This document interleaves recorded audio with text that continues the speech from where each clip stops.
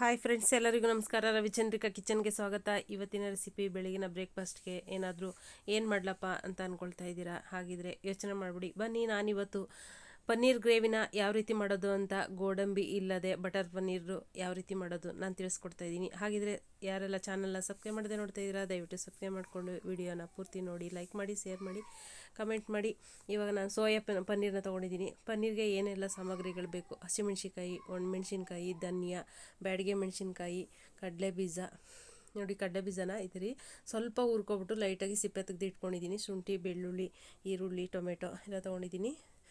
ಮತ್ತು ಮಸಾಲೆಗಳನ್ನ ತೊಗೊಂಡಿದ್ದೀನಿ: ಚಕ್ಕೆ, ಜೀರಿಗೆ, ಸೋಂಪು, ಕಸೂರಿ ಮೇಥಿ, ಪಲಾವ್ಗೆ ಏನೇನು ಐಟಮ್ ಹಾಕ್ತೀವಿ ಎಲ್ಲವೂ ಕೂಡ ತೊಗೊಂಡಿದ್ದೀನಿ. ಒಗ್ಗರಣೆಗೆ ಇವಾಗ ಬಾಣಲೆನ ಇಟ್ಟು ಬಾಣಲಿಗೆ ನಾನು ಬೆಣ್ಣೆನ ಹಾಕ್ತಾಯಿದ್ದೀನಿ. ಇದು ಊರು ಬೆಣ್ಣೆ, ನೀವು ಮಾಮೂಲಿ ಅಂಗಡಿ ಬೆಣ್ಣೆಯಲ್ಲಿ ತೊಗೋಬೋದು. ನಾನು ಊರಿಂದ ಬೆಣ್ಣೆ ತಂದಿದ್ದು, ಅದನ್ನೇ ಕೂಡ ಹಾಕ್ಕೊಳ್ತಾ ಇದ್ದೀನಿ. ಇವಾಗ ಏನೇನು ಸಾಮಾನುಗಳನ್ನೆಲ್ಲ ತೊಗೊಂಡಿದ್ದೆ ಐಟಮ್ ಅದು ಹಾಕ್ತಾಯಿದ್ದೀನಿ.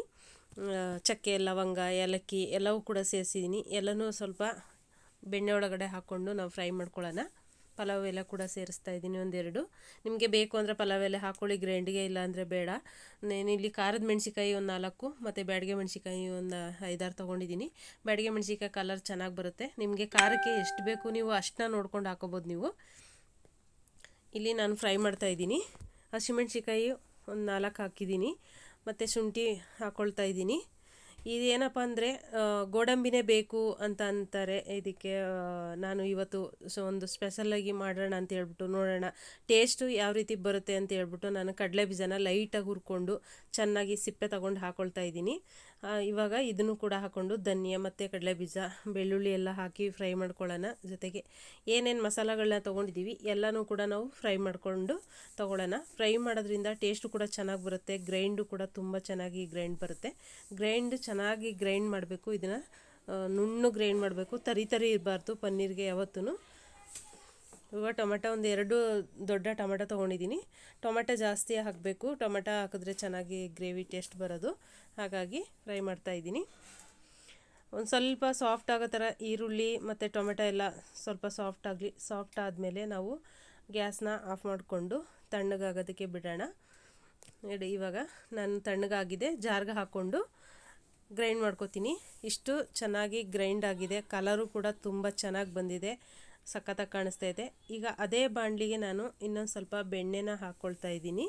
ಬೆಣ್ಣೆನ ಹಾಕ್ಕೊಂಡು ನಾವು ರುಬ್ಬಿರೋ ಅಂಥ ಮಸಾಲೆನ ಈಗ ಇದರೊಳಗಡೆ ಹಾಕಿ ನಾವು ಫ್ರೈ ಮಾಡ್ಕೊಳ್ಳೋಣ. ಇನ್ನೊಂದು ಸ್ವಲ್ಪ ಚೆನ್ನಾಗಿ ಮಸಾಲ ಸ್ವಲ್ಪ ಫ್ರೈ ಆಗಲಿ, ಅದ್ರ ಜೊತೆಗೆ ರುಬ್ಬಿರೋ ಅಂಥ ಮಸಾಲ ಚೆನ್ನಾಗಿ ಫ್ರೈ ಮಾಡ್ಕೊಳ್ಳೋಣ. ಪೂರಿಗೆ, ಚಪಾತಿಗೆ, ಪರೋಟಕ್ಕೆ, ರೊಟ್ಟಿಗೆ ಎಲ್ಲದಕ್ಕೂ ಚೆನ್ನಾಗಿರುತ್ತೆ, ಸಖತ್ತಾಗಿರುತ್ತೆ. ನೀವು ಹೋಟೆಲಲ್ಲಿ ಯಾವ ರೀತಿ ತಿಂತೀರಾ, ಮದುವೆ ಮನೇಲಿ ಯಾವ ರೀತಿ ತಿಂತೀರಾ ಅದೇ ಥರ ಟೇಸ್ಟ್ ಬರುತ್ತೆ. ಇದು ಕೂಡ ಯಾವುದೇ ರೀತಿ ಕಡಲೆ ಬೀಜ ಹಾಕಿದ್ದೀವಿ ಅಂತ ಡಿಫ್ರೆಂಟೇ ಅನಿಸಲ್ಲ, ಇದು ಆ ಥರ ಇರುತ್ತೆ. ಪನ್ನೀರು ಕೂಡ ಅಷ್ಟೇ, ಎಲ್ಲರೂ ನಂದಿನಿ ಪನ್ನೀರ್ ತೊಗೋತಾರೆ. ನಾನು ಇಲ್ಲಿ ಸೋಯಾ ಪನ್ನೀರನ್ನ ತೊಗೊಂಡಿದ್ದೆ. ಸೋಯಾ ಪನ್ನೀರು ಚೆನ್ನಾಗಿರುತ್ತೆ ಅಂತೇಳ್ಬಿಟ್ಟು, ಅದು ಆರೋಗ್ಯ ಕೂಡ, ಹೆಲ್ತಿಗೂ ಕೂಡ ತುಂಬಾ ಒಳ್ಳೆಯದು ಸೋಯಾ ಪನ್ನೀರು. ಅದಕ್ಕೋಸ್ಕರ ಸೋಯಾ ಪನ್ನೀರನ್ನೇ ತೊಗೊಂಡಿದ್ದೀನಿ. ಪನ್ನೀರ್ ಇವಾಗ ಗ್ರೇವಿ ಚೆನ್ನಾಗಿ ಕುದ್ದಿದೆ, ಚೆನ್ನಾಗಿ ಗ್ರೇವಿ ಬೆಂದಿರೋದ್ರಿಂದ ಇವಾಗ ನಾವು ಪನ್ನೀರನ್ನ ಹಾಕಿ ಇನ್ನೊಂದು ಸ್ವಲ್ಪ ಹೊತ್ತು, ಒಂದು 5 ನಿಮಿಷ ಚೆನ್ನಾಗಿ ಕುದಿಯೋದಕ್ಕೆ ಬಿಡೋಣ. ಉಪ್ಪು ಹಾಕ್ಬಿಟ್ಟು ಚೆನ್ನಾಗಿ ಗ್ರೇವಿನ ಕುದಿಸ್ತಾ ಇದ್ದೀನಿ. ಇವಾಗ ಸ್ವಲ್ಪ ಕಸೂರಿ ಮೆಂತಿ ನಾವು ಮೇಲೆ ಹಾಕಬೇಕು. ಗ್ರೇವಿ ಯಾವಾಗ ಚೆನ್ನಾಗಿ ಬೆಂದಿರುತ್ತೆ ಅದಾದಮೇಲೆ ಪನ್ನೀರೆಲ್ಲ ಹಾಕಾದಮೇಲೆ ಆಮೇಲೆ ಮೇಲೆ ಸ್ವಲ್ಪ ಕಸೂರಿ ಮೆಂತಿ ಹಾಕ್ಬಿಟ್ಟು ಜಸ್ಟ್ ಒಂದು 5 ನಿಮಿಷ ಕುದಿಬಿಟ್ರೆ ಪನ್ನೀರ್ ಗ್ರೇವಿ ರೆಡಿ ಆಗುತ್ತೆ. ಈ ಕಡೆ ಚಪಾತಿ ರೆಡಿ ಮಾಡಿದ್ದೆ. ಇಷ್ಟ ಆಗಿದ್ರೆ ಲೈಕ್ ಮಾಡಿ, ಶೇರ್ ಮಾಡಿ. Thank you friends, bye.